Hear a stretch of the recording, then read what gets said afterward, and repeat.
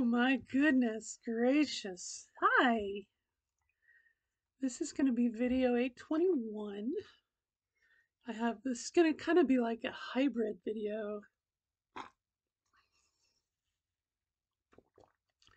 because I have a clock that's set to 5 minutes. So I can only talk for 5 minutes. Excuse me. Not quite gotten that down yet, but my voice is a little hoarse because I've been using it today. That's kind of nice. Um, I had a couple thoughts that I wanted to share. Um, you know, if you happen to go out in the morning and like where I work, there's a lot of people, okay? It's kind of common um, in the morning that we don't quite have our acts together yet. Now, I'm not going to say that I bump into walls or anything. Boy, this is really, I didn't sound this way this morning. I've got like it's like a curve in my, man, I hate it. Why is that doing that? I guess just because it's tired. That makes sense. But anyway, what I was going to say is when I walked into the building this morning, um, I continued to say good morning and how are you? Good morning. And talked with people, briefly as they're making coffee. I'm making coffee. Very light corporate America conversation. But because I was kind of tired, I didn't really have to do much. Okay? Because they were tired, they weren't really listening. I wasn't really listening for them. But it was just kind of nice. Oh man, I wish. Hang on, I'm gonna cough. Hold on. Oh, it didn't help much. Again, I think it's just tired. Man. Anyway, well, that's a little better. Um, but what I was gonna say is, I kind of walked in, kind of tired, and everyone was kind of tired, and because we were all kind of like waking up, I don't think people were really paying attention to me or what I was saying. And it was just kind of like I felt like I had training wheels on for what I wanted to say. And it went that way with like riding the elevator and everything. So that was kind of like, I don't know, it just kind of said to me, trying to practice my voice in the morning when people aren't really talkative, you know, I can say hello and not expect this like 2 minute conversation. They're going to say hello, good morning, and leave, you know, which is a way that I can practice. I can practice saying good morning and those light conversation things many times with lots of different people who aren't going to remember who I am. It was just kind of nice. It was just kind of reminded me of like, a good trial and error type system. And it's really bothering me that I have this. It's like it's like a throat resonance in a way, but it wasn't doing this earlier. It's kind of weird. Um, the other thing that I noticed is um, I tend to watch um, press releases at work. Okay, when the White House has a press briefing or something.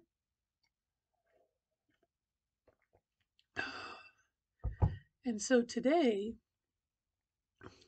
part of this process, whoop, I'm out of time. I don't want to switch to my other voice. It's not fair.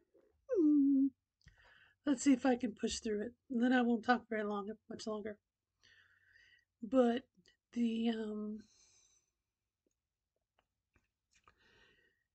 part of it is listening, how women speak.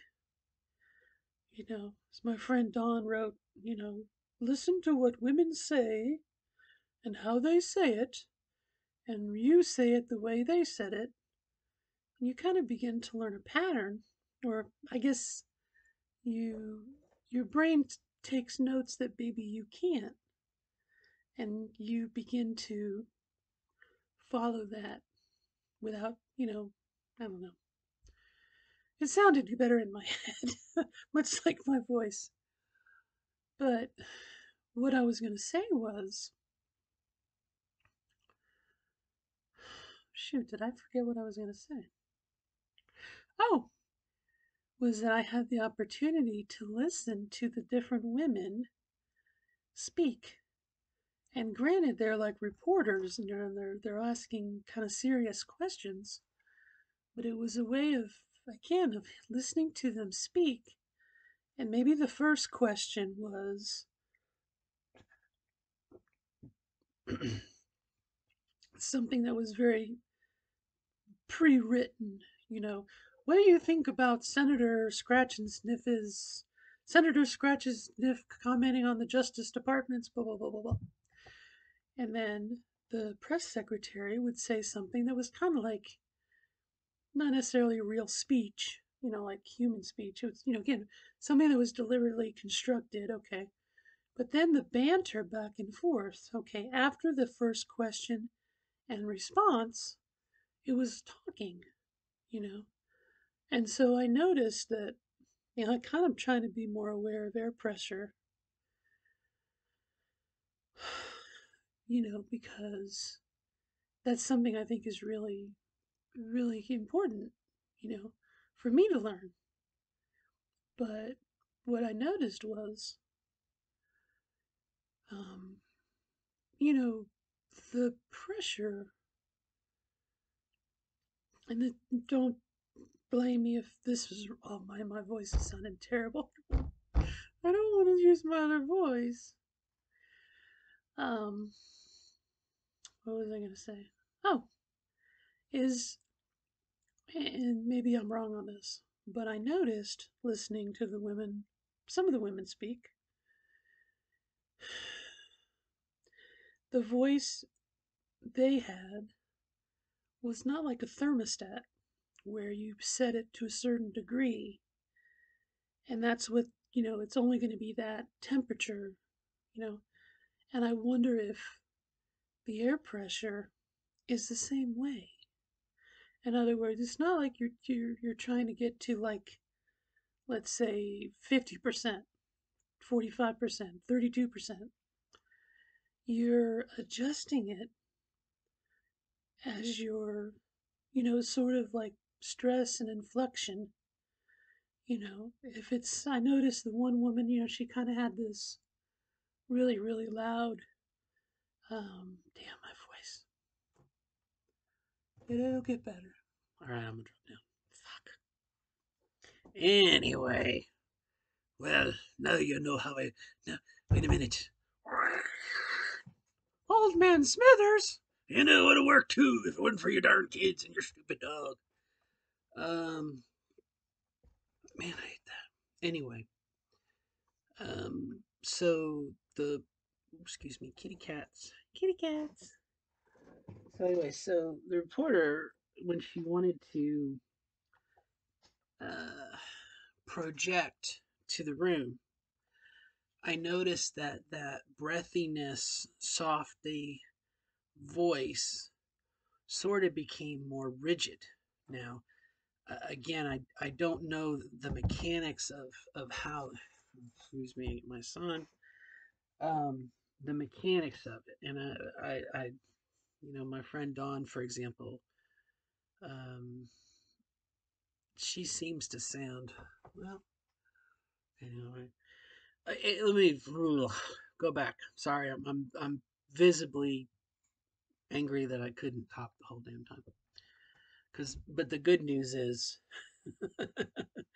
this morning at work, um, I spoke with people in my office. I spoke with people in the elevator. I spoke with people getting coffee. I spoke with the security guard at the security guard station. And I guess I'll cut myself some slack that at the end of the day here I have to.